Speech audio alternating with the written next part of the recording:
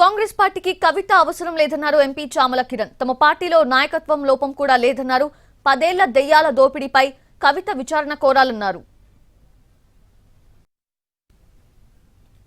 కవిత గారి అవసరం లేదు.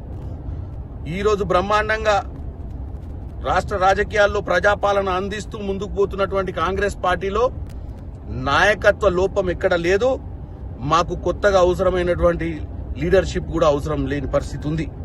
కాబట్టి కవిత ఈరోజు చిత్తశుద్ధితోటి వాళ్ళ కుటుంబంలో ఎవరు దయ్యాలు, ఎవరు వాళ్ళ నాయన దగ్గర వాళ్ళ నాయన ఒక్కడే లీడర్, మిగతాలు లీడర్లు కాదని చెప్పడం, కాళేశ్వరం మీద ఈరోజు జరుగుతున్నటువంటి ఇన్వెస్టిగేషన్ జరుగుతున్న సమయంలో సోదరుడు అమెరికా పోవడాన్ని కూడా తప్పుపడుతూ మాట్లాడినట్టుగా తెలిసింది.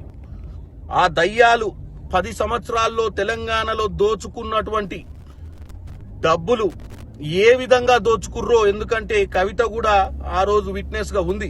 వాస్తవంగా ఆమె వీళ్ళ పైన ఎంక్వైరీ చేయమని అడగాలి.